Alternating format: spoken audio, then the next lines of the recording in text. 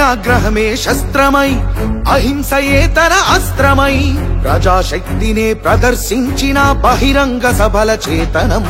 రహదారులనే దిగ్బంధించిన జాగృత జనజయ కేతనం సమరాంగణమున సకల జనులను ఏకం చేసిన నైపుణ్యం కేసీఆర్